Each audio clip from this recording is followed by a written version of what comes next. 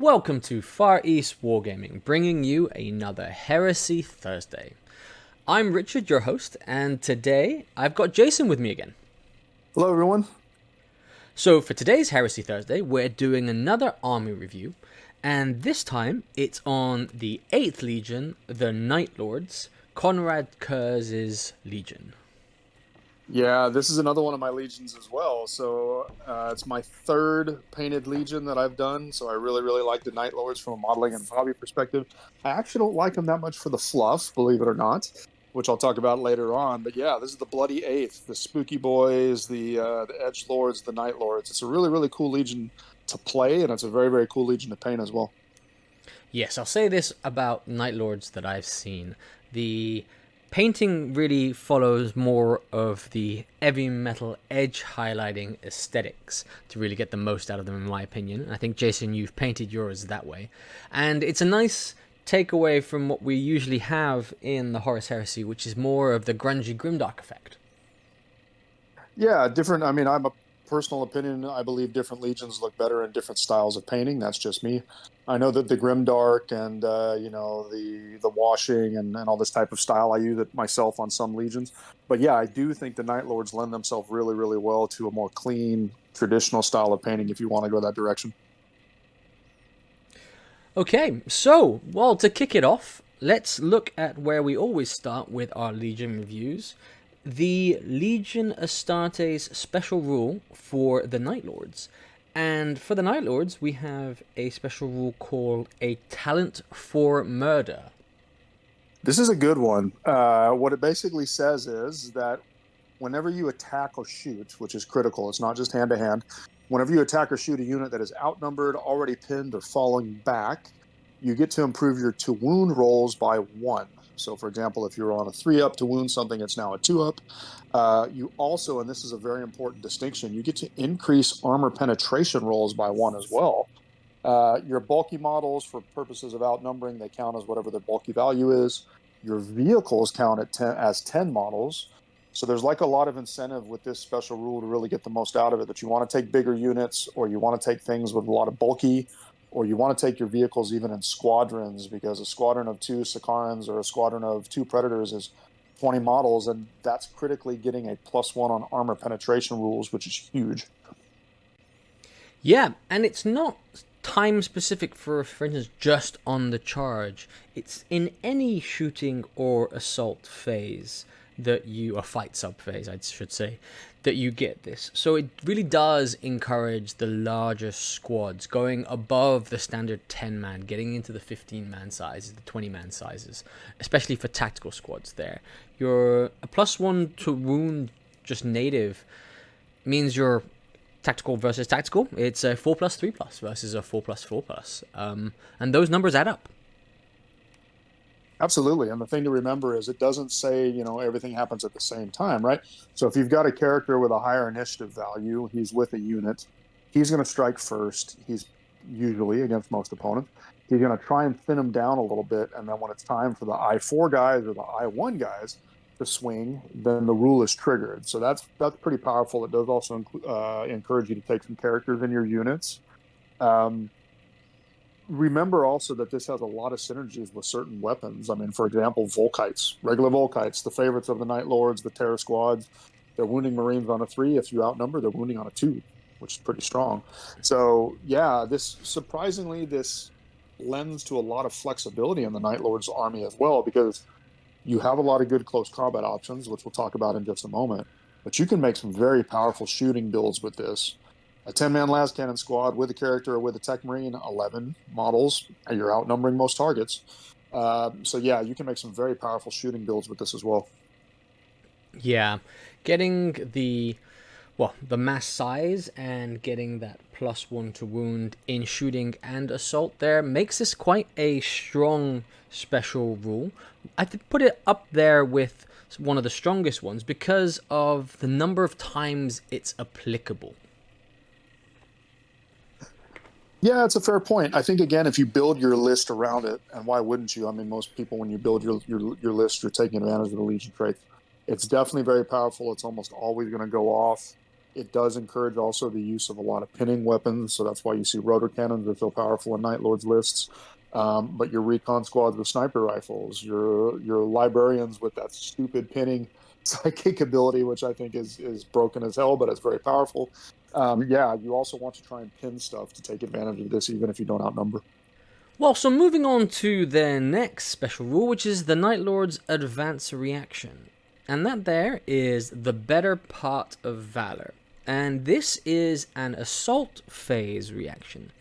And once per game, the reactive unit may elect to voluntarily fall back if they are being charged by an enemy unit, and they automatically rally with no penalties to the subsequent phase. If this causes them to move outside of 12 inches, the opponent is allowed to retarget something in range, so it doesn't negate their charge per se. But if they are still within range, they have to be charged. So, I like it in the sense it's allowing you to potentially get the counter charge.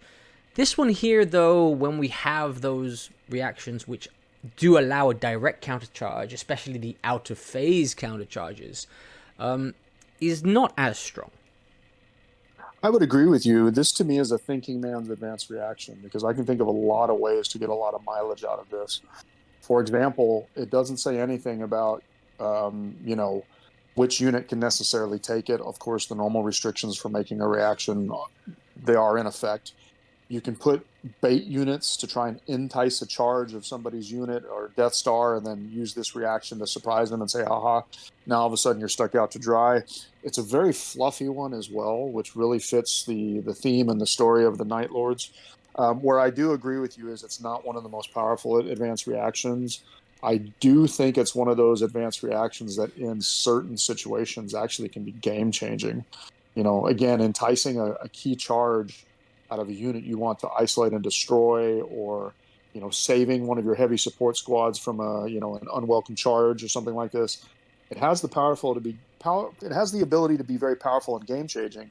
But I agree with you, it's a bit situational, and I don't rank it in the top tier of the Legion advanced reactions.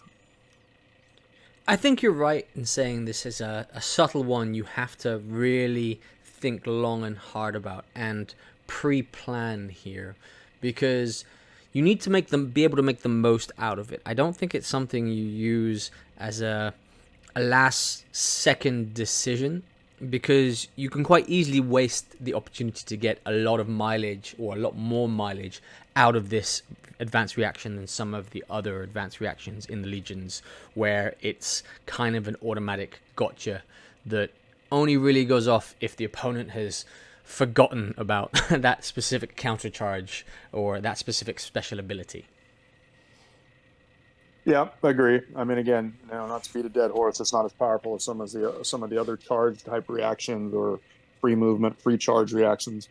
But yeah, I mean, it's not bad, and it's fluffy. And as a Night Lords player, I like this one. It is very fluffy. Yeah.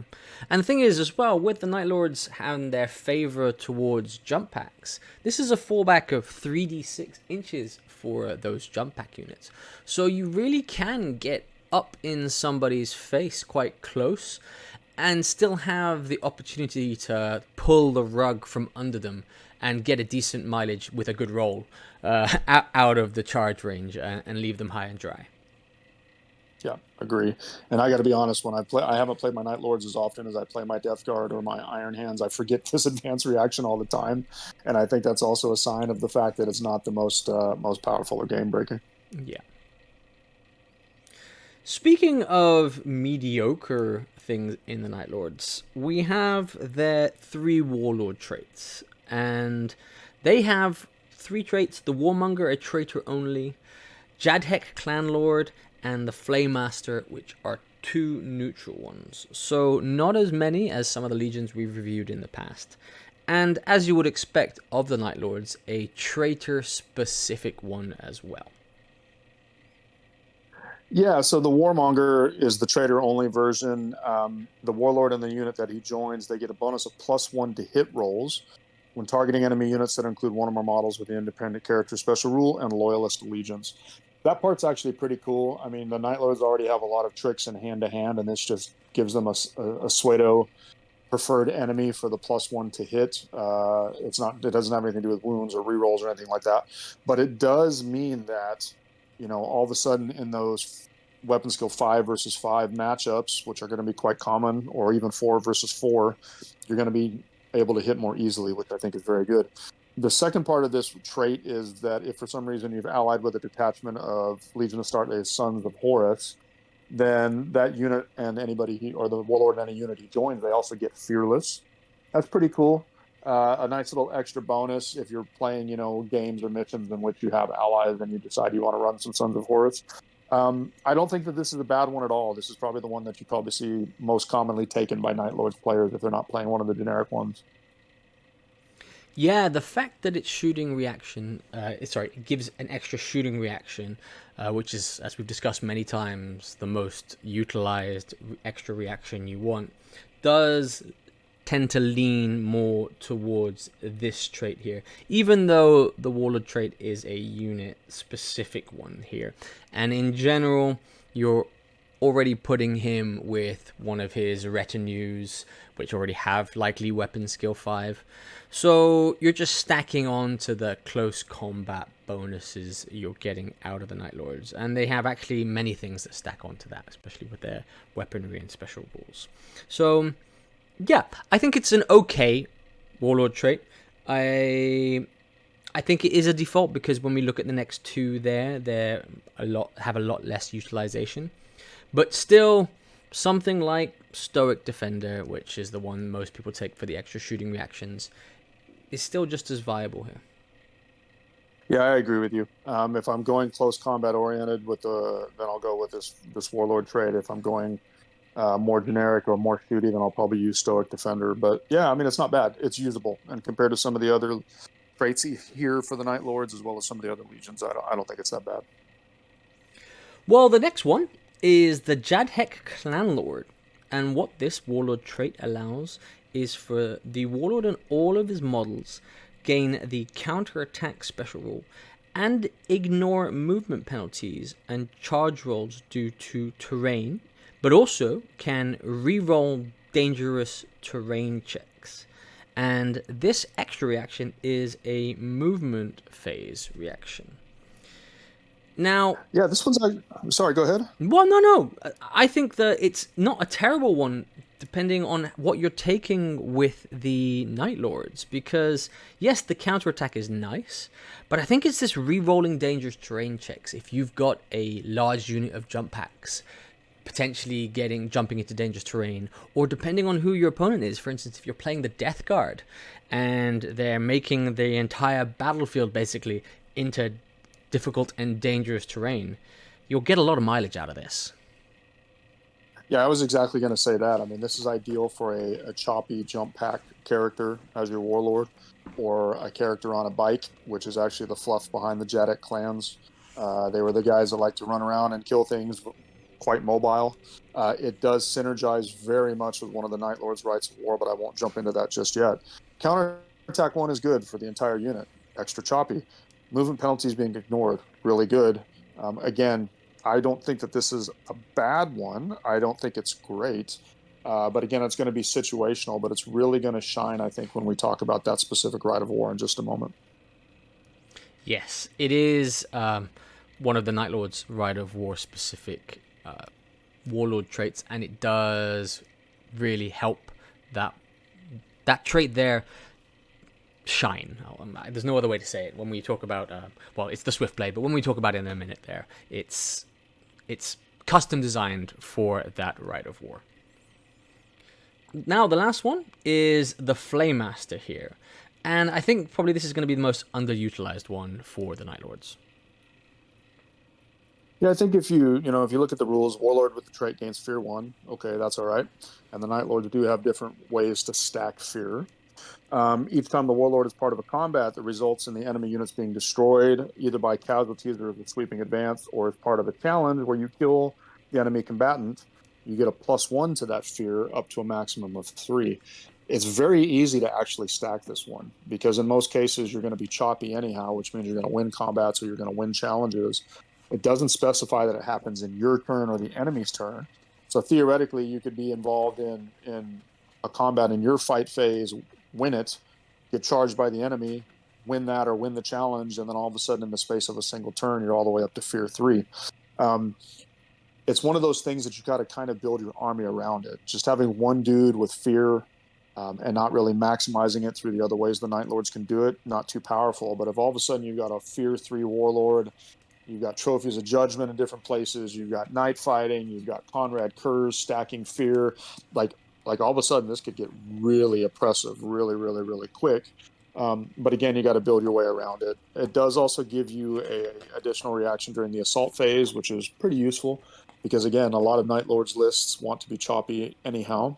Yeah, I like this one. Again, I don't think it's super powerful amongst the top tier of Warlord traits, but it's definitely useful. But again, you're going to really need to be building your list around maximizing fear. And I mean, let's face it, it's just not as common as you would see. Yeah, even though fear is a 12-inch bubble around the model himself or the unit, if the unit causes fear there, it's not stackable like in multiple fears. Just in general, you have to use the highest amount, so you can spread it across the board. But fear 3, well, with our leaderships now of 8 and 7, does mean that combats, if you lose them, are very likely to need snake eyes or very close to snake eyes to be able to stick there. But yeah, also fear doesn't give you fearless, so there's kind of a double-edged blade there. So you are causing fear, but you're still likely to break. You're still possibility of breaking yourself. I'm not a huge fan of the way fear has changed per se. For this, as from the previous edition where it was something that you had to do before anything was possible, before you could do, for instance, a shooting attack or a close combat attack. But yeah, and also an assault phase reaction for this. Again, I think one of the least used reactions, even though the Night Lords have a assault phase special reaction. You tend to see less and less multiple charges, or where you need to really make a decision to pick what you're going to do for your assault phase reaction. Yeah, I mean, and again, when I was talking about stacking with like Konrad Curze, he's got like a ways to force, automatic pinning checks and these different kinds of things. So you're right, fear only stacks through the rules through a certain amount, but I guess what I'm trying to say is this fear 3 potentially can synergize with a lot of other different things. But again, the other caveat to that is in the new missions, I mean, you're only playing in many cases a 4 or 5 turn game. And this kind of diminishes the value of abilities like this because let's just face it, it's not going to trigger until turn 2, turn 3. And at that point, it might be irrelevant. Yeah. Well, moving on from the Warlord traits for the Night Lords, they've got only 2 Rite of Wars, which is on the short end of the stick for this 8th Legion, when we have some of the legions with an easy half dozen Rites of Wars to pick from. But they're both pretty good Rites of Wars. They're not bad. We used to have a lot more in 1.0, so we had some really fluffy versions, like we were sending people to their death and all kinds of stuff like this. The first one is called the Swift Blade. This is coming back to the Jadhik clans and their type of mobile warfare. So in this Rite of War detachment, you get up to 5 HQ choices, which is crazy. Now, if you're obviously going to need this in bigger games, right? Because let's face it, you're not going to use this at 2K or something like that. And it's regardless of the Force org chart, right? 5 HQs. One of them has to be a Praetor. All the others have to be Centurions, and all of them must select either Spath of Combat bikes or Scimitar jet bikes. Nobody is the Warlord.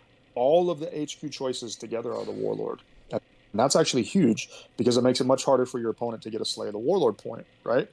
And instead of getting, a certain Warlord trait that you can pick, you get the Jadhik Clan Lord Warlord trait, which means all of a sudden you got up to 5 dudes giving they and their units counterattack, ignoring movement penalties to their movement and charge, rerolling dangerous terrain checks. That's huge. So if you want to play a very mobile army with a lot of bikes or jet bikes, you can do it absolutely with this Rite of War. Separate discussion, of course, whether or not bikes and jet bikes are very good anymore in 2.0, but this is an incredibly fluffy one. It also allows you to take Legion Outrider troops as troop choices, Outrider squads with troop choices. They don't get line critically, so that's important, right? But yeah, all of a sudden you can make a very mobile army with this Rite of War. Now the restrictions are actually quite minor. You can only use this on a primary detachment. You cannot take any model that says it must be the Warlord, and that includes potentially the Primarch. So you're not going to be playing with Konrad Curze in this particular Rite of War. You can't take anything with the heavy, slow, bombard, super heavy, or artillery unit subtypes. Now that one's a bit harsh because heavy refers to things like heavy support squad, and the Night Lords sometimes struggle to get access to certain heavy weapons, and now this is one of the restrictions. I like this Rite of War. It's a very fun one. It's very thematic. It's very Night Lordsy. It can mess with your opponent because of the fact that you're playing around with multiple HQs. Um, just bikes, right? Bikes and jet bikes are just not in a good place right now in 2.0, and because of that, you're potentially actually giving up a lot of guys going to get instant deaths on their T4 bikes. Yeah, look, I like the idea of the Swift Blade. I do like the fact that you have basically 5 warlords, so if one of them dies, you're still getting your traits. So it's less vital to keep them all alive, and you can be a bit more gung-ho with sending in units like elite combat units to die, command squads and things like this. But the one thing is, I think this would have benefited, and I'm not a Night Lords player, and I'm a Dark Angels player, so I really don't like the Night Lords. But I think this would have benefited if the Swiftblade had included jump packs. The ability for the Centurion to take jump packs and join jump pack units. It would have seen a lot more mileage out of the Night Lords, who do favor those bulky infantry troops. Yeah, this is very true. I mean, if I was to run this, and I've actually never played it, but I have assembled the bikes and the jet bikes to do this kind of list if I want to. They just haven't been painted. I would actually make a lot of those mandatory Centurions be super cheap and cheerful, just adding mobility to certain units, a little bit of oomph in hand to hand. But yeah, I mean, it's fluffy, it's fun, and I would love to see somebody actually do an army around this Rite of War. So if you've got it, leave a comment, leave a link.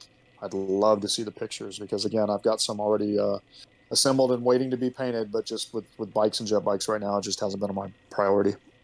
Yeah, to emphasize that point some more, is this is going to be a very low model count force there, just because of, say you take all of the HQs available there, they all have to be more or less in a separate squad. I was saying there's nothing to stop you putting multiple Centurions in a squad for that, so that's an option as well. But you're just seeing a very low, high point cost, and I wouldn't say tanky at all because of the lack of T4 and the lack of 2+ armor saves you get anymore. Crack missiles to the face ruin jet bikes days. Yep, absolutely. So yeah, again, I'd love to see it. I'd love to play it, but it's definitely going to be for more of the fun and more for the narrative. The second Rite of War, however, TFF Salt. So this one has changed a bit from 1.0. It is very strong. There are some pretty glaring limitations on it. So just running through that real quickly, and this is the one that you see a lot of Night Lords players take almost as the default if they're not playing something like Pride of the Legion. Any detachment in this, using this Rite of War, night fighting is always in effect at game 1, and it goes all the way basically through game turn 2. And at the 3rd, before reserves or any models are moved, the controlling player, you can choose to have it end, or it's going to continue on a 4. So that's massive, right? Like 3 turns of night fight is absolutely massive and definitely in the favor of the Night Lord. So that's a really, really, really strong one. It automatically ends at the start of the 4th turn, regardless of any sort of other effects of other rules. The other effects are your Terror squads and your Night Raptor squads become troop choices, but crucially, they do not gain line, right? So you can't just make a list with nothing but Terror squads and Night Raptors, as fun as that would be, because then you're not going to have very much scoring, unless, of course, you're doing things like taking, a Herald or command squads, etc. Any model with the Legion of Astartes Night Lord special rule and a character subtype gains fear. So this includes your sergeants, right? So your tactical squad sergeant is a character, and he gets fear 1, which is really cool. As far as the limitations, it can only be the primary detachment. You can only take a single heavy support choice, so you better make that one count. Okay. Now, this doesn't say anything, of course, about your other options like contemptors in the elite slot or rapiers or fast attack choices. And then the final restriction is any army cannot include any Lord of War choice or anything with the super heavy subtype. So no mixing this with things like, falchions or something like that. Uh, the night fight is massive, right? And the fact that we'll see in the war gear for the Night Lords, you can get easy access to a lot of night vision. This can really mess with a lot of armies. It really can mess with them a lot. That 24-inch shooting restriction on the distance, unless you have an augury scanner or something like that. The -1 to the leadership, potentially stacking with things like fear or pinning. The minus to the ballistic skill. I mean, this is just a really, really, really big one. And that's why this is such a popular choice, because it's a massive debuff to the enemy. At the same time, your units that are properly equipped for it, it's a massive buff to them. Yeah, I can understand why this is taken as a more or less default for a custom-made Night Lord's force. That it counteracts the shooting armies greatly, in the sense, and allows the Night Lords to get into their forte, which is close combat. So don't forget that by turn 3 in a 4-turn game, you're in somebody's face already. And if you're going into combat and you have night vision, so you're not suffering yourself from the -1 leadership, plus your sergeants are causing fear, your opponent is at base leadership of 5, 6 with a sergeant in place there. You're stacking the rolls for you when you win that combat by even just 1. Absolutely. And this encourages, an emphasis on aggression, right? I mean, yes, you have potentially 3 turns of night fight, but again, deep striking, right? Causing pinning checks with night in effect, and ways to do fear. Drop pods, contemptors and things like this in drop pods, like all these different ways to be super aggressive and in somebody's face. It's really encouraged by this particular rite of war. Now, the caution here, the red herring, is basically be careful about loading up on Terror Squads and Night Raptors, which are fantastic units. It's a shame that they don't get line. I kind of understand why they don't get line, because then this would be super powerful. But those are very pricey squads. And so even my Night Lords from 1.0, it's hard for me to play this because you can't just load up on Terror Squads and Raptors because they're so points heavy. But yeah, this is an awesome, awesome rite of war, and can be really, really powerful when you're, again, building your list specifically around it to take advantage of forcing pinning, forcing morale, doing all these different kinds of things. Yeah, deep striking in, if you're running Sevatar, and which we'll speak about later, and deep striking in Terminator units into your backline at -2 to your leadership checks for your pinning checks there. Gives them so much more survivability. You're no longer needing to potentially put in 10-man Terminator squads in deep strike. You can still probably get away with the 5 there and still come out okay. I like it. I honestly like it a lot. If I was ever going to run a Night Lord's army, it would be built around this. Probably less of the Terror Squads, maybe 1 of each kind of thing like this, because you still do need those scoring. And if you think about it, you always want 3, if not 4 scoring units. So with 2 Terror Squads, you're already talking about 5 to 6 troop slots. 3,000 point game. You've not got many points left. Yeah, exactly. And I mean, the last thing I'll say about this, I've seen some debate online about it. There's a lot of people that think this is one of the most powerful rites of war, and what really makes the Night Lords a top tier legion is this combination of this rite of war. And think about it: Sevatar, a bunch of Terminator squads, some troops choices with line in the form of assault squads, deep striking in, 6-7 units deep striking in, all with fear on the characters, with the night fighting rule debuff to leadership, with pinning weapons. Like, you can seriously paralyze somebody's army in a turn. or you could seriously break, potentially, units after you charge in and all this kind of stuff so easily.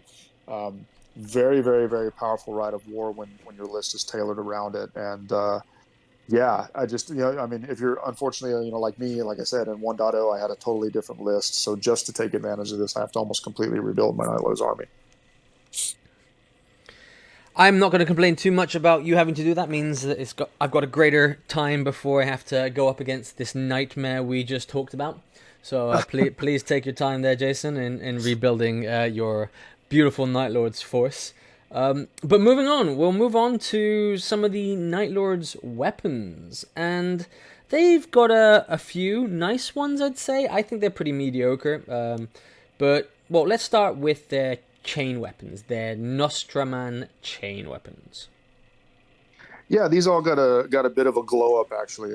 I will disagree with you on the value, and I'll talk about it in just a minute.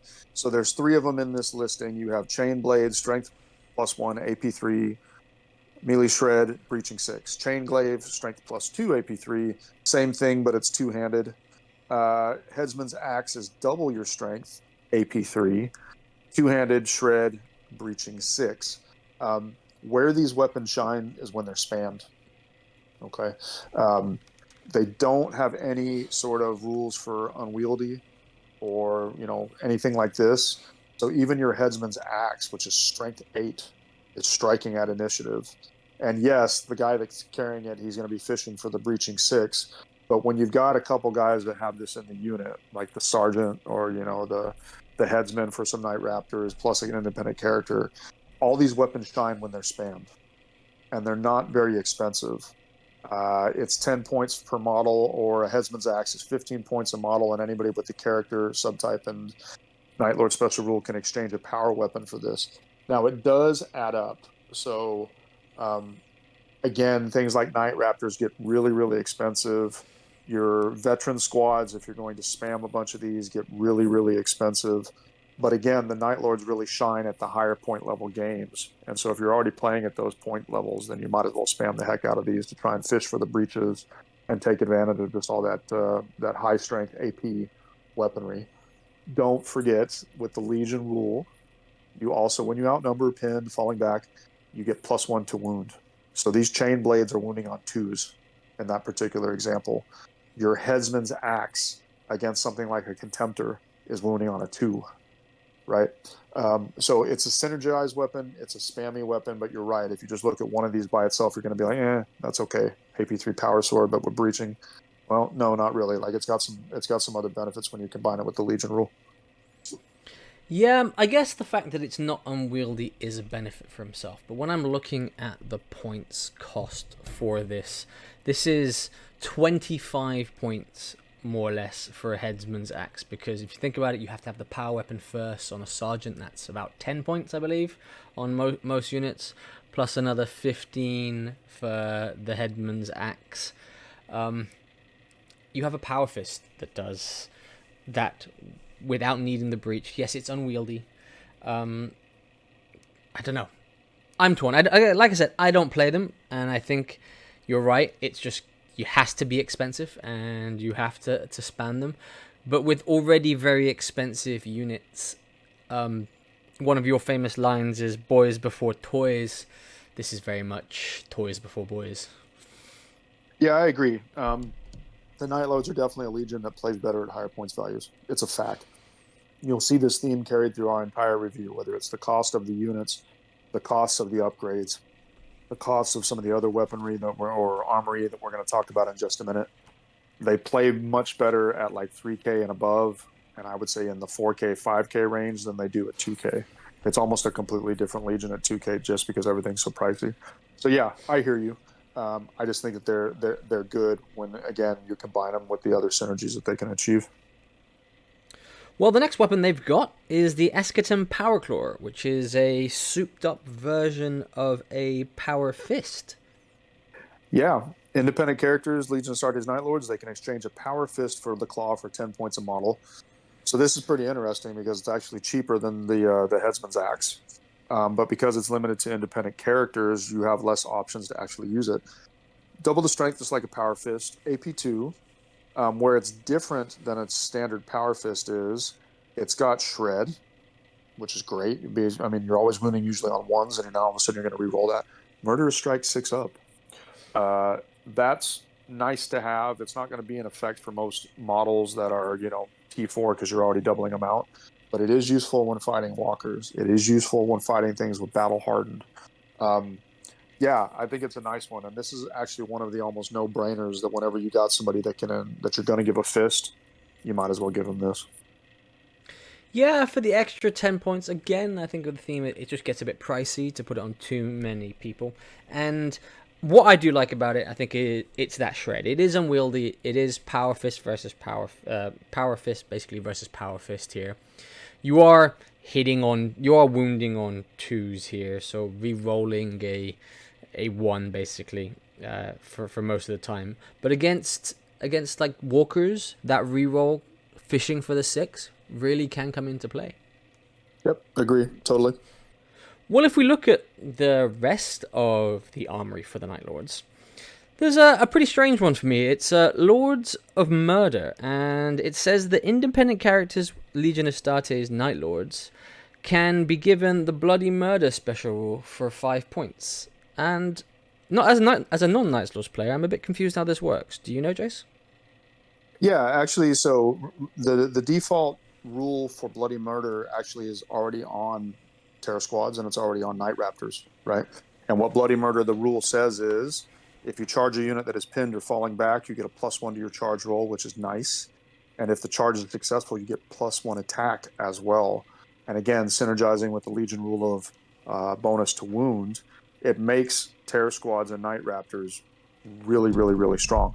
So the reason why you're actually taking this is if you plan on attaching a character to those kinds of squads, you need to give him this upgrade so that he still doesn't like debuff the unit, basically. It's not expensive. It's just, again, designed for if you want to attach characters to those units. Okay. But Bloody Murder, the rule itself, is very, very, very powerful. And like it's probably one of the reasons why Terror Squad and Night Raptors went up, because those bonuses to your charge distance and to getting extra attacks if it's pinned or falling back the unit, nasty. And this is one of the reasons why you also see like Terror Squads on the weapons that they take a lot of rotor cannons and something like this because they're really trying to basically trigger this rule. Yeah, putting this, dropping a terror. Well, you can't drop a Terror Squad into Deep Strike, but you can drop the Night Raptors into Deep Strike there, pinning a unit in the back, getting this +1 to charges, and then another attack onto their already numerous attacks they get there.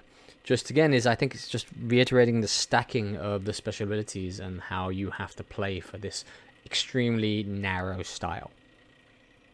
Yeah, I like to think of the Night Lords are really a thinking man's army, right? And not that other legions aren't. Like, I mean, Alpha Legion is thinking man's Raven Guard. Like some of these other ones that are not so straightforward. There's just so many different synergies and ways to stack different things in the Night Lords, and that's actually one of the things that I like about them as well. Aside from the painting and the modeling aspect, I really like the fact that you kind of build layers upon layers and do these different kinds of things. Not to the craziness, which is 40K, which I think is ridiculous and over the top. But yeah, you really can think about some of the ways that these things interact, and it's pretty cool. So further in their armory, they've also got Prey Sight, and this is one of the ones I like the most, just because very few armies can apply the night vision special rule. And for 15 points, you can give this to an entire unit. Yes. Now, the points do add up, as we've talked about with a lot of the Night Lord stuff. It is 15 points per unit. It does not say that you can't put it on vehicles. So anybody that tells you can't, totally wrong. The drivers are Night Lords. They get night vision. It doesn't have any sort of restrictions. All it says is that it has to be the Legion Astartes Night Lord special rule. You obviously don't want to spam this because, like, if you've got like guys that are dropping in that aren't doing a lot of shooting, or they're with a high leadership character, you're not worried about the night debuff. You obviously don't need to give Prey Sight to absolutely everybody, but your shooty squads, absolutely. Your vehicles, squadrons like Predators or something like this, absolutely. Some of your shooty Contemptors, your Leviathan, absolutely. Give it to their good targets for the Prey Sight upgrade. And yeah, it's pretty fantastic because night vision isn't just about being able to see at night. It essentially ignores all the debuffs from night fighting. Yeah, and on a, well, heavy support las cannon squad, one of the few heavy support choices you're likely to take in this latest meta, you ignore shrouded saves. So the unit you're targeting can't even take a shrouded mitigation. And what means really they can't take any mitigation, because something like a las cannon on strength 9 doesn't allow feel no pains. Yeah, absolutely. So yes, very powerful, very useful. Just be careful. Like I said, you need to be particular, a little bit particular about who you give it to. The final thing in the armory is what is called the Trophies of Judgment, and this allows characters with the Night Lord's special rule to gain Fear 1 for 10 points. It does say it can't be given to ones with Fear, so if you are running units with Fear or you're running just Terror Assault in general, it's not applicable, so you can save some points there. But it's nice to, if you need to throw Fear in odd places, it gives you the ability to do so. Yeah, if you need to add it, but you're absolutely right. In Terror Assault, where your characters are already getting Fear, you don't need to pay for this. Some of your units already have Fear baked in. You don't need this. But yeah, I mean, some of your characters or some of your independent characters, you may want to actually do this, depending on how the rest of your list is written. It's a nice to have. It's not a game breaker. I totally understand why they don't allow it to stack with other sources of Fear. Otherwise, if you think about that one Warlord trait, you could potentially have a Warlord at Fear 4. Yeah, fluffy choice, but again, I mean, if you're already playing things like Terror Assault, you just don't need this. So, moving on to the actual units. And as we do with all of our reviews of Legions, we always start with the Primarch. And the Primarch for the Night Lords is, as we've said, Konrad Curze for 450 points. He's worth every point. Okay. Movement 8, weapon skill 8, which is rare amongst the Primarchs. Ballistic skill 7, strength and toughness 6, 6 wounds, initiative 7, 7 attacks, leadership 10, 2 up. For war gear purposes, he has the Nightmare Mantle, which is basically his armor, mercy, and forgiveness, which are his claws, the Widowmakers, which are some funky throwing knives and frag grenades. For his special rules, of course, he has the typical ones for Primarchs, including Master of the Legion. He has Hit and Run. He has a native Fear 3. Ouch. He has the special rule King of Terrors, which we'll talk about in just a bit. Bloody Murder. So there's that one rule again. Night Vision by default. Death Foreseen, which we will talk about in just a minute, which is a psychic ability. Obviously, traitor only. His Warlord trait is called Sire of the Night Lords. All infantry, dreadnoughts, or cavalry, and the Legion of Astartes Night Lords rule in the same army gain night vision for free. Massive. Bloody Murder for free. Immune to the effects of fear. Doesn't say they're fearless, but they are immune to the effects of fear themselves. And you get a different movement phase reaction. This guy's a blender, right? We'll talk when we get into his war gear, but if you just look at the weapon skill 8 and the 7 attacks and the initiative 7, he's an absolute monster in hand-to-hand. And again, anything he doesn't kill, 99% guaranteed it's going to break. We'll talk about it in a minute in his special rules, but he triggers so many other things. So at the same time, he's a massive force multiplier for the Night Lords with the special rules from the Warlord trait. He also has an incredibly huge debuff on the enemy. And again, when you go back to that online debate about the power of the Night Lords and Terror Assault and Deep Strike and all this, Konrad Curze, in an army is just nasty. Yeah, he is a force multiplier, and some of the Primarchs are, some of them aren't. Konrad Curze now, if you are playing Primarchs and you have the model in a high points game, is, for the Night Lords, a must take. We just talked about their small number of models because of the high points cost. You need to eke out every single advantage you can get. Giving them automatically night vision, automatically bloody murder, and having them immune to fear themselves. Yeah, running something like Terror Assault with him, it's just I don't want to go against it. Oh yeah, and you're going to run him usually with a squad of Night Raptors, right? Because he has the bloody murder rule baked in. So Night Raptors are like a perfect squad for him to accompany. If we go into his war gear, let's talk about why he's so nasty. So Nightmare Mantle, he gets a 2-up armor save, 4-up invuln. That's pretty standard for most Primarchs. In addition, he ignores all modifiers to movement from any source, passes all dangerous terrain checks, and if he chooses to run, he adds 12 to his movement characteristic instead of initiative. This dude is running 20 inches by himself, which is insane. Mercy and Forgiveness, which are his claws, excuse me, because they're two separate weapons, he gets +1 attack. So now all of a sudden he's base 8 when he doesn't charge, 9 when he charges. These are both same strength as the user, so strength 6, AP 2. They both have Shred and Murderous Strike 4-up. So he's just pumping out a bunch of AP 2 attacks at initiative, and half of them are going to be Murderous Strike when they hit. His shooting attack is the Widowmakers. This is basically the name for his knives. They have a 12-inch range, strength 4, AP 5 only, but they're assault 3 and rending 4-up. He used to have, I think you still have ability because he's a Primarch, excuse me. The thing to remember, because he's a Primarch, he can actually pick who he hits with these, and they're rending 4-up.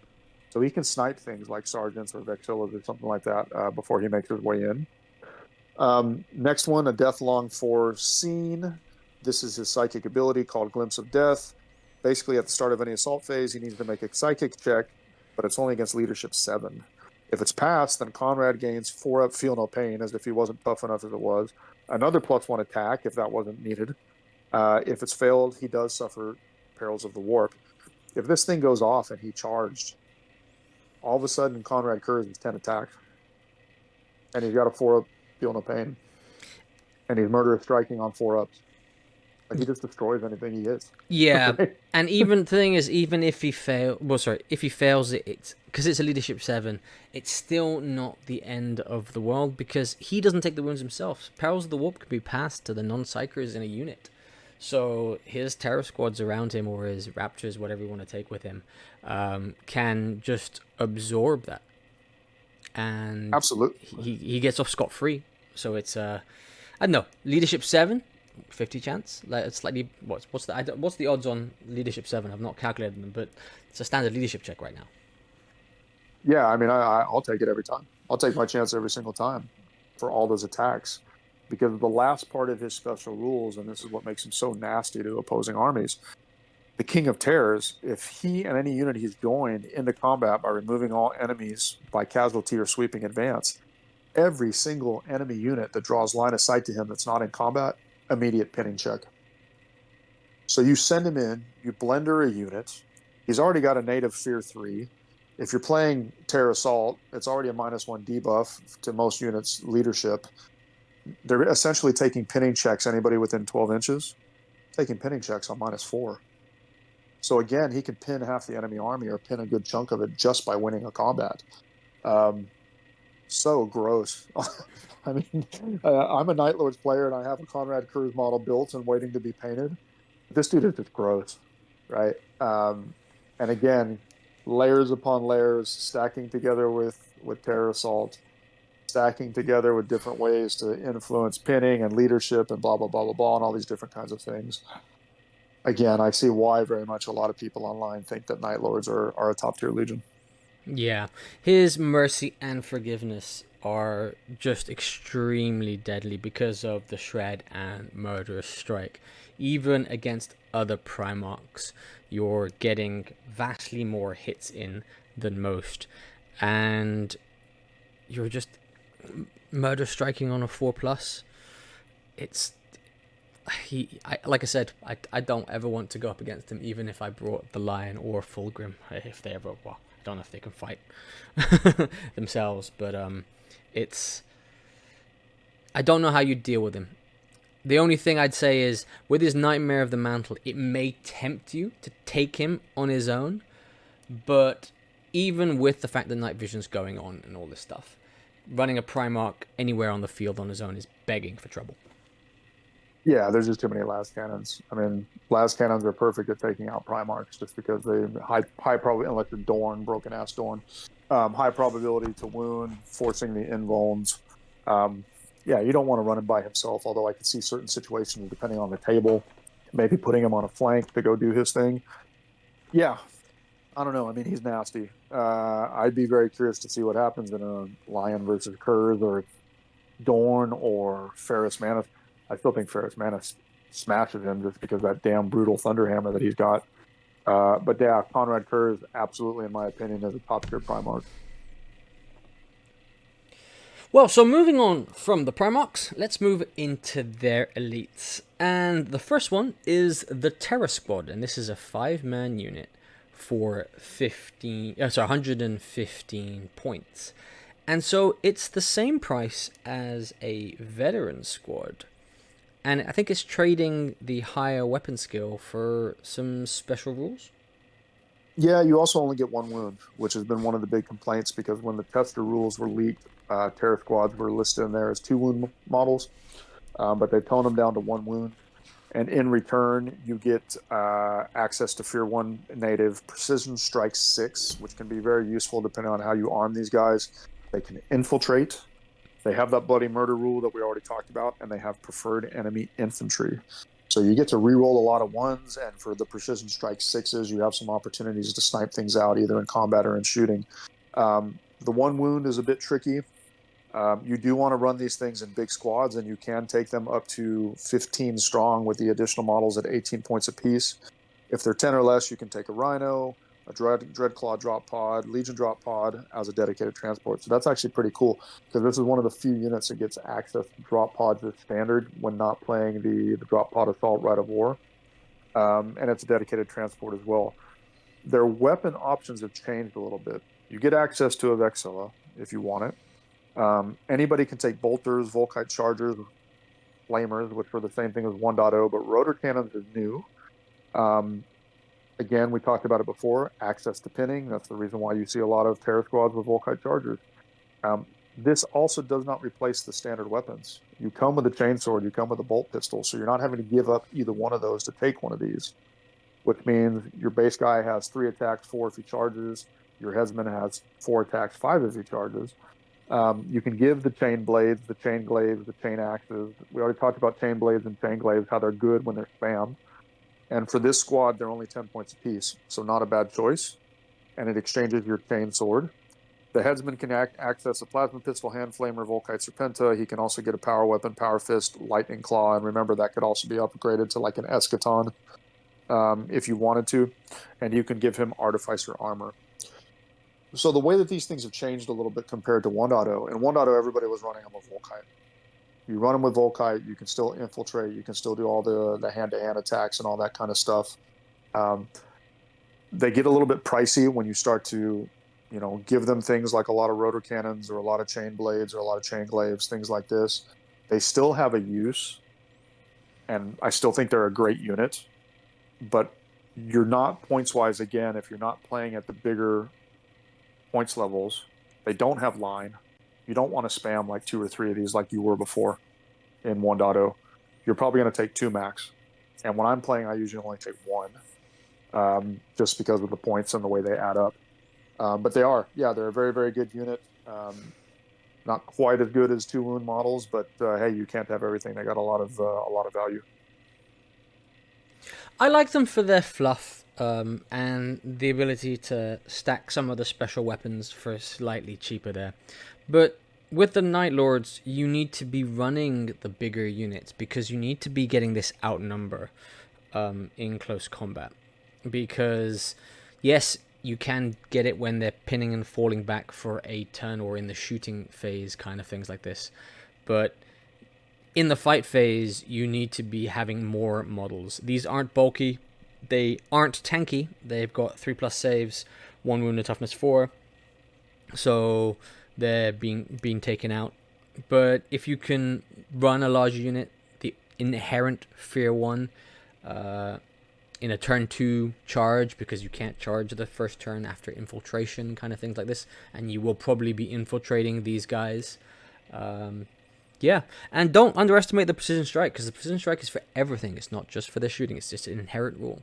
So they can pick off some of the sergeants or the apothecary or the Vexilla Nuncio Voxes in units.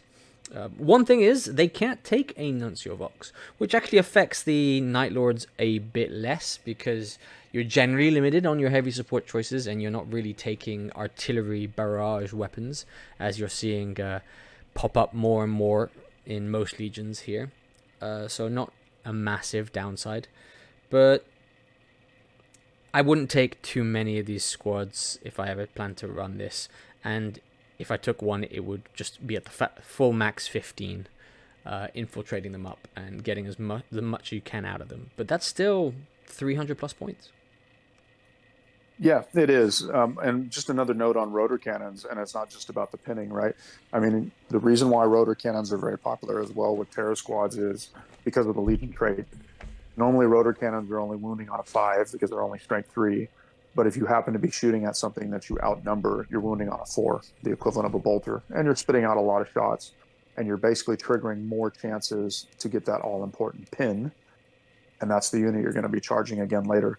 So I see a lot of people that run these, like more than 10 models, and they'll have like 6, 8, even sometimes all of the models running rotor cannons because they're so cheap. But yeah, everything does add up, and it becomes a very pricey unit. Still very effective. Just be careful because cost gets out of control really, really quick.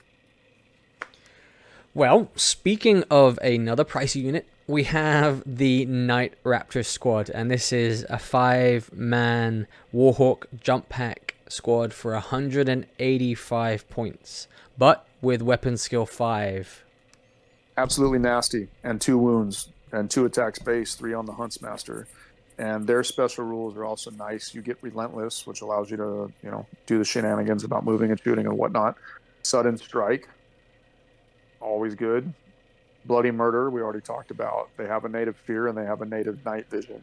So for that 185 points, you do get a lot of rules. And as 2 wound models, they're nice. The biggest problem is that you're still going to want to run them in bigger units to get the advantage of the Legion trait. And each single Night Raptor is 25 points without any sort of upgrades.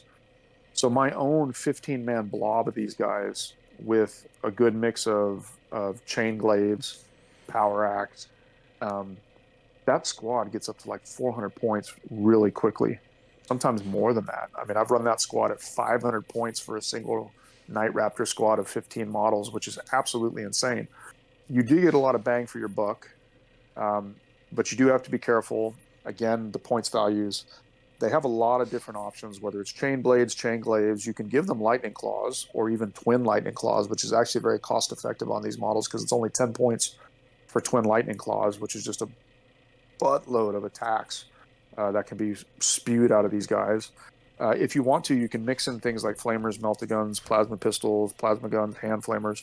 Out of all of those, probably the only one that I would mix in on occasion tends to be the meltagun, just to go pop a tank or to get a couple wounds on a contemptor or something, but it is pricey at 15 points. Your Huntmaster, which is your sergeant equivalent, can exchange his pistol for plasma or volkite. Don't usually want to do that, but he does get access to Artificer for 10 points. These guys are another squad that is just an absolute blender, and they're a blender to everything. They murder free-up Marines. They just murder it, right? Just the sheer amount of attacks that they get and the weapons you're usually giving them, they murder it. But even 2-up saves, these guys, just because of how many attacks they have and the fact that they can take the chain weapons, the Nostroman chain weapons that can get the breaches, lightning claws, like these guys can comfortably go up against a lot of stuff. And I've never had them, except for maybe one time, have I ever seen my army point this unit at something and it didn't die. But it's pricey. It's 500 points. And they still get instant killed by things like missile launchers and las cannons. Yeah, if you think about it, everything has reroll to wound. If you're outnumbering, you're taking advantage of the +1 to wound rolls there for the Night Lords here. I'm surprised I don't see people run the twin lightning claws more often. Yes, the chain glaive gives you the breaching ability. I think in a 15-man squad, it would be pricey, but you're putting a few chain blades. I think you're putting a few lightning claws and a chain glaive at max. I don't really see the advantage of having a +1 strength advantage on the chain glaive, whilst giving up the extra attack for the two-handed, when in theory, especially for this squad, being bulky, you should be outnumbering. Yeah, the lightning claws are a great choice, and I see a lot of people that are modeling their Night Raptors with almost nothing but twin lightning claws. It's just so many attacks, and to your point with shred and the ability to rend, it's pretty good. I don't have any actually because my Night Lords are still built for 1.0, so I need to actually convert probably at least 5 Night Lord or Night Raptors to have the twin lightning claws. But yes, it's a very good choice. Very fluffy as well, right? Lightning Claws, Raven Guard, Night Lord is usually who you associate them with. Really powerful unit, but you can't just expect to have it fly across the table because anybody with half a brain is going to be shooting this thing up as soon as they can. Yeah, and don't forget that sudden strike really does play a huge factor. Striking at, and most of these are initiative weapons. Actually, all of their weapons are initiative weapons. So on even just a elite Terminator squad, you're getting this number of hits before they even get to strike back. So you're wiping out already a large portion of the return fire you're getting. Absolutely. And the deep strike ability as well, right? But you don't want to deep strike these in just by themselves. In general, a single 1 or 2 units deep striking is not the most effective. You want other things deep striking in. That's how I use these. I would use them to deep strike. I would use them as a retinue to attach a character to, hint, Konrad Curze or your Praetor or something like that. They're going to do some massive damage, whatever they hit. And well, we'll move on from the Night Raptors to the Terminators for the Night Lords. The Kontekar Terminator Squad for 225 points. And this is one of the Legion specific Terminators that are available for the Night Lords. Yeah, they're not bad. They get a bit of a bad rap, and I'll tell you why in just a minute. But they have weapon skill 5, which is great. They have 2 attack space, 3 on the dissident, and all the other things are pretty much standard. They come stock in Tartarus armor, which is kind of meh because it's a 5-up invuln and not the 4. They come stock with either a heavy flamer or a Volkite Cavator. We know what a heavy flamer does. A Volkite Cavator is basically a 10-inch range Volkite Culverin. It's kind of dumb. And they do come stock with chain blades, which is good. They do get Relentless, Bulky 2, which is pretty standard for most Terminators. They are Chosen Warriors, which allows you to play a little bit of shenanigans with that rule in terms of wound allocation and stuff. Stubborn, Lords of the Night, Deep Strike, Spear 1. They can take a Land Raider if 5 or less models, or they can take a Legion Dreadclaw Drop Pod. It's dedicated, so it doesn't take up a slot. If you want to, you can run this squad at up to 15, but they're 40 points each. The Dissident can get his Eschaton Power Claw upgrade for 15 points. The Lords of the Night special rule basically just says if it's not bigger than 10 models, you can take them as a HQ choice on their own if Sevatar or Konrad Crews are not present, or you can take them as a retinue. And if you take them as a retinue, that's kind of cool. The problem is that if you take them as a retinue, they don't get access to a Legion Standard, which is kind of dumb, right? I really think they should have given them a Legion Standard. The reason why people are kind of down on Kontekar, and I'm saying that probably, I don't know, wrong, Kontekar. The reason why people are down on them is they don't have a lot of native AP2. So even though they're weapon skill 5, they're only Tartarus armor. So you're not going to be throwing these things at Fire Drakes. You're not going to be throwing these things at a lot of other elite Legion Terminators because they're not going to hang. You're fishing basically for those 6s with all the chain weapons, and it's just not good enough. Now, will they go murder 3-up saves? Will they go murder up things like maybe smaller veteran squads or something like this? Yes. But there's so many good things in the Night Lord's list to murder 3-up saves. This is just another thing that does that. That's why you don't see these things played so much. And it's a shame because the models are absolutely gorgeous and you see them as a basis of conversion for a lot of other units. But they need more access to AP2, and unfortunately they just can't get it. So, Deep Strike, nice. Again, I think there's a place in some lists, but it's not an auto-include in my opinion. I honestly think you've hit the nail on the head there. The fact that the Elite Terminator squad doesn't have access to Terminator killing weapons or Artificer bypassing weapons there, or, for instance, even the ability to precision strike for it, because, I don't know, even a smaller tactical squad with a Artificer Sergeant and an Artificer what do you call it, apothecary, can in theory tank a boatload of AP3 wounds with the new meta, the way where you can roll this. And the Chosen Warrior, yes, it allows you to accept from multiple things, but it doesn't make them characters, so they're not actually characters like some of the other elites. So they can't do this past the wounds around shenanigans. They can just accept challenges other than the Descendant. I don't know. I think these guys are underwhelming if we compare them to other Legion elites for this, and the Volkite itself is just, I don't know why it's there. It's a smaller Volkite. Give them access to a hand-carried Volkite themselves, and then they'd be probably a lot more useful or a lot more taken. But these guys are still vastly better than the exemplary battle unit that the Night Lord's got, which is the Atramentar squad. I think I'm butchering that name. No, Atramentar. Yeah, that's fair. That unit sucks. there's literally no other way to say it other than that unit sucks.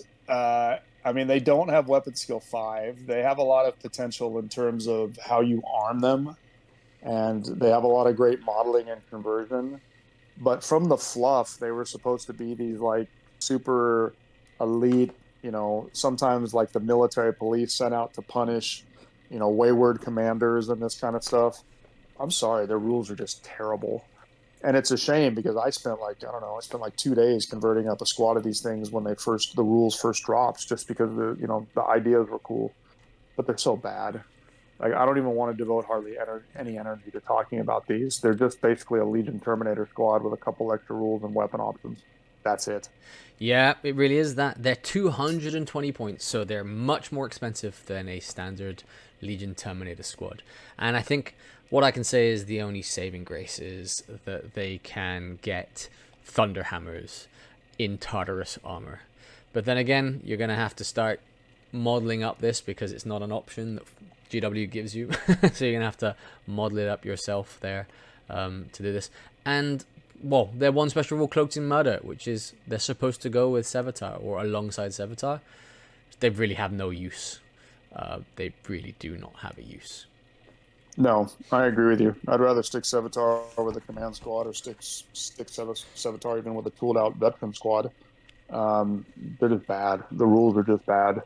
And Thunderhammers, yay, but Thunderhammers on Tartarus that only have a 5-up invuln, they're probably going to get slain by a lot of things before they have a chance to actually swing the Thunderhammer. So, I don't know. I don't really have anything else to say other than I'm not a fan and they're really bad. Yeah, 4+ weapon skill. So four weapon skill 4 means hitting 4+, 5+ against some.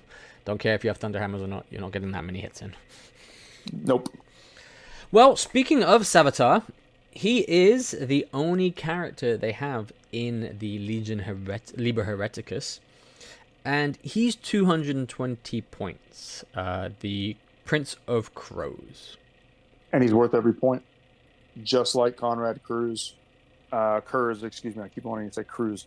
Sevatar is worth every one of those 220 points. He's weapon skill 7, ballistic skill 5, 3 wound models, initiative 6, 4 attacks, leadership 10, 2 up. So kind of a slightly better Praetor stat line. He comes with a bolt pistol, Night Whisper, which is his weapon, Artificer armor, Iron Halo, standard again for a Praetor. He has a boatload of special rules. Master of the Legion, independent character, Relentless, Fear 2, Precision Strikes 4, Dirty Fighter, Bloody Murder. We already talked about Bloody Murder and what that means when you charge things. Dark Dreams, which is a psychic, kind of a psychic ability. And then he also has the Traitor Only and Master of the Atramentar as his Warlord trait. His Warlord trait is really good. His Warlord trait says any units of Legion Cataphracti or Tartarus Terminators they gain deep strike, but Sevatar doesn't. So you can't stick him with one of these units in deep strike. He does not get the rule. Any Legion Cataphracta Terminators, Tartarus Terminators, or Contekar that are part of the same detachment as Sevatar that are part of a deep strike assault, because remember, Contekar come with deep strike native, they gain preferred enemy everything on the turn that they are deployed. Now, this is the one time that you can actually see a use for the Contekar, because preferred enemy on things like a bunch of heavy flamers, pretty nasty. And when they deep strike in, they're usually close enough to trigger all those heavy flamers. So I can see a use for them there. But Sevatar in a Pride of the Legion list, where you're already taking a lot of Terminators, nasty. Mass deep strike. We already talked about the power of deep strike. His special rules, combined with the slightly better Praetor stat line, actually put him on par almost with Sigismund. Let me explain why. So Dirty Fighter, if he's in a challenge and the challenge model has a weapon skill of 5 or more, he gets instant death on every attack. Anybody he challenges weapon skill 5 or above, instant death every single attack. Dark Dreams is his psychic ability. It's done at the beginning of any assault phase. It's done on a leadership 7. If it's passed, he gets another +1 weapon skill and attack. That's huge, because now he's weapon skill 8, 4 attacks base, 5 on the 5 due to the power, 6 on the charge, all at instant death. Absolutely nasty.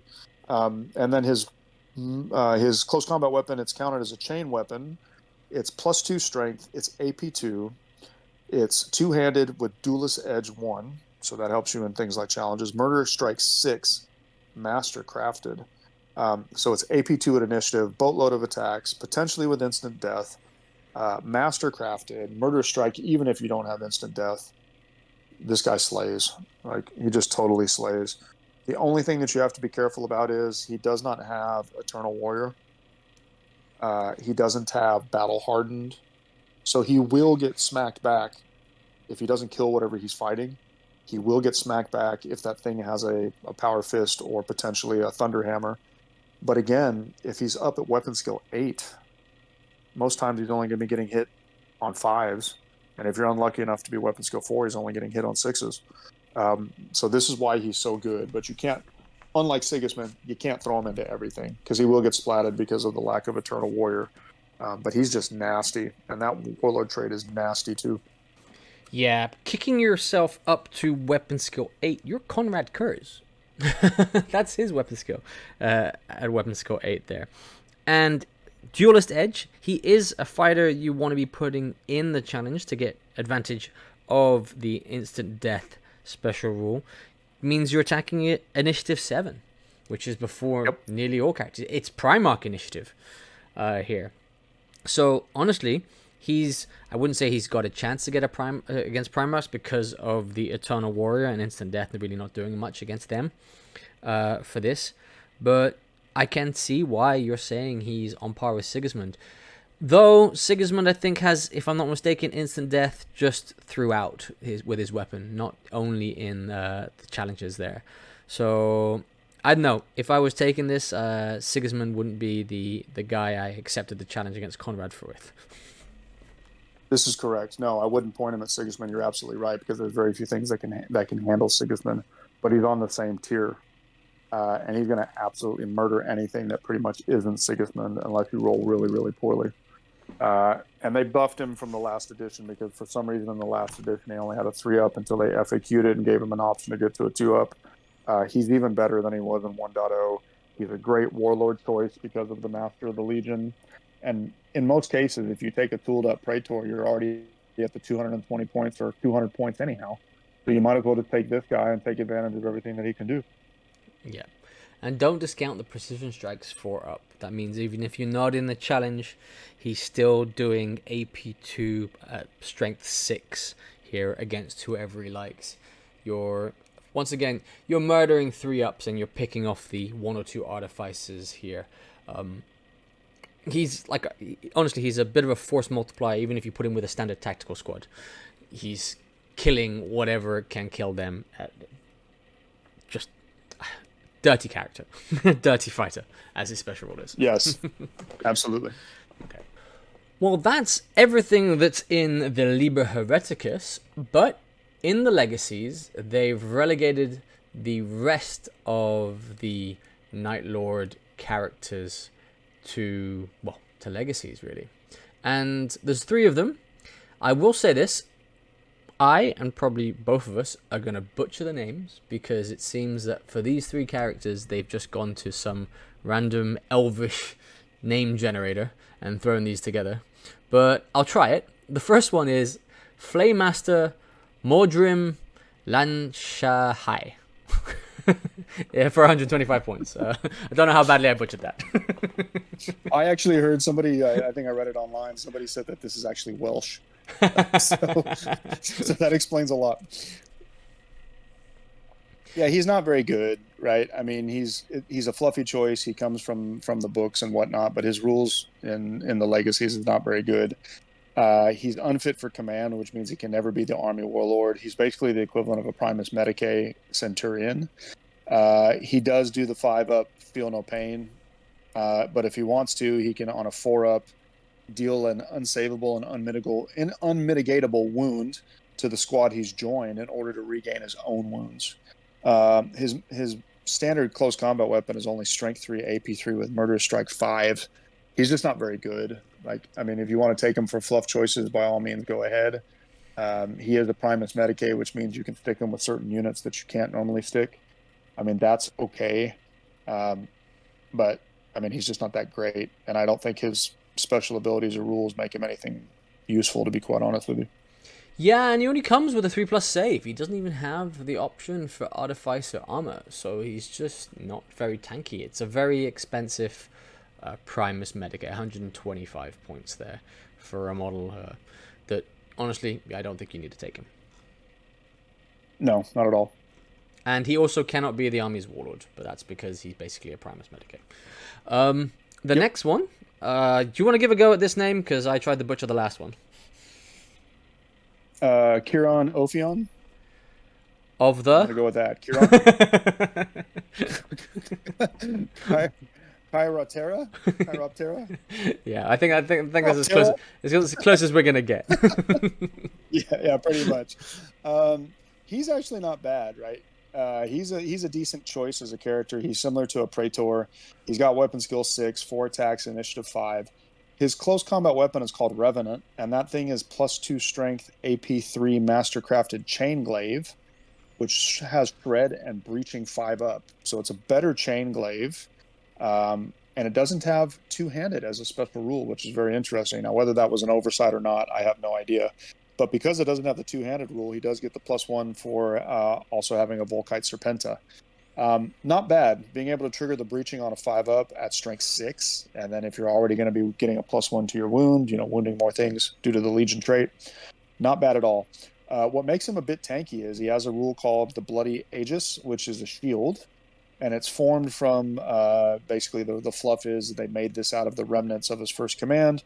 He gets a 4++ invuln, so an Iron Halo, but in close combat it goes up to a 3++, which is pretty useful.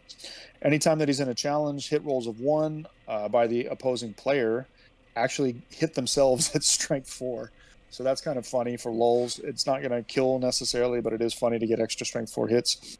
He also has a special rule called the Coward, which actually gives him a 4-up feel no pain after he loses his first wound, and a 3-up feel no pain when he's on his last wound. So when you combine the great invuln with the potential to get to a 3-up feel no pain, this dude can actually be really difficult to kill. And then he's got a Warlord trait that gives him and any Night Lords within 12 inches stubborn if you're controlling fewer objectives than your opponent. So it's kind of a situational one, but if you're already losing, giving a 12-inch bubble of stubborn is actually pretty nice. But you only get the extra movement phase reaction and not shooting or assault, which generally are more useful. Very tanky dude. I can see a use for him. Am I going to take him over Sevatar? No. Would I take him in fun, fluffy lists that might also have a little bit of crunch? Yeah. He's got some pretty good rules, and he could just really stick around for a long time. Yeah, I think it's really all of everything that's in the legacies. They are generally a bit weaker for most of the legions than what's in the book. So Sevatar being the key here.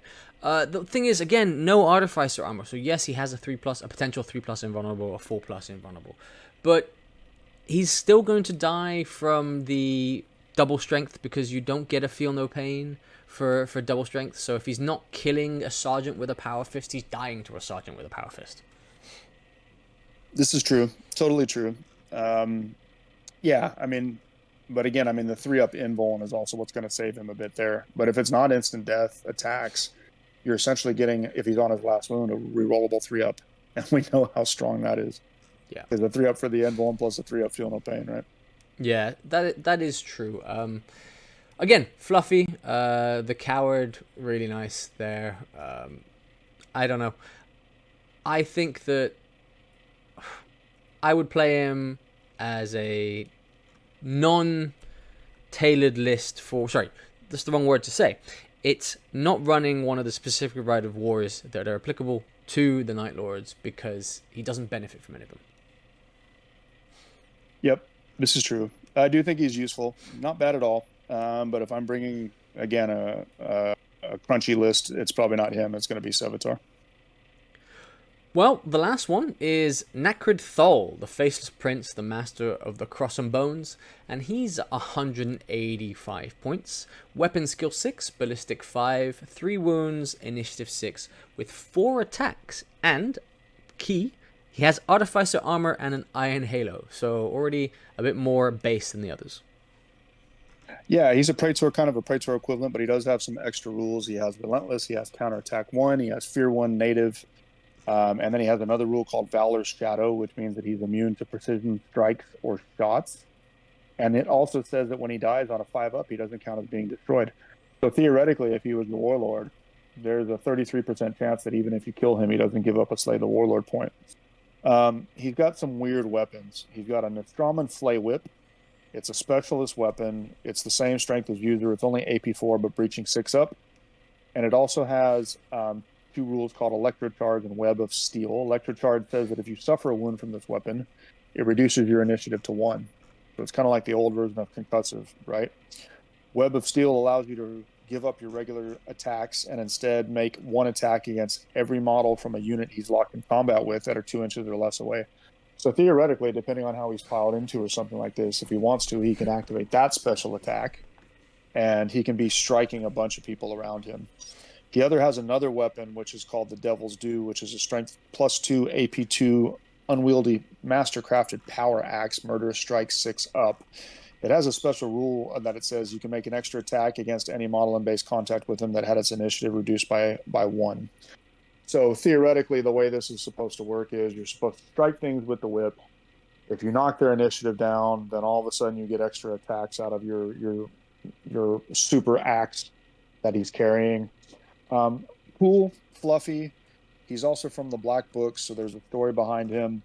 Yeah, he's interesting, but again, I don't, it's fun for fluff. I'm glad that he's available for that perspective, but he's nothing that I think is game breaking or is going to make me replace a regular Praetor or Sevatar in most cases.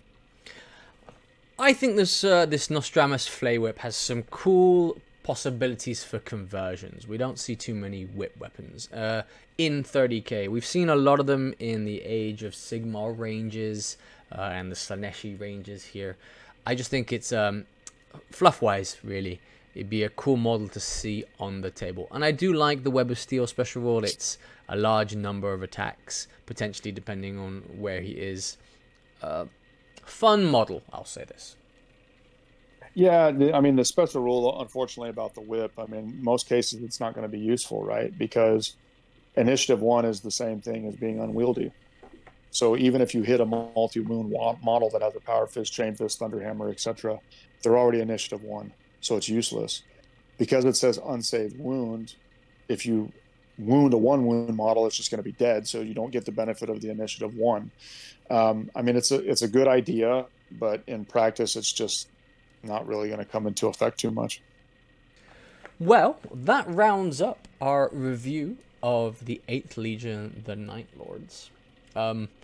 If you've tuned in for this long, thanks for staying. And if you have any comments or disagree with anything we've said about the Night Lords, if you're a Night Lords player and we've missed a vital part of their tactics and how to play, please leave a comment in the comments below, and don't forget to like and subscribe. We read and reply to all of our comments, and we look forward to having a chat with you down there and some constructive discussions. And if you want a specific legion to be done next, please leave that in the comments as well. Absolutely. And don't forget that request as well. If you have a nice Jadek Clan Lords jet bike heavy list, send us a link. I would love to see that. But yeah, not to repeat everything that Rich said, really enjoyed the time. Thanks for tuning in, staying with us this long. And of course, we'll see you on the next one.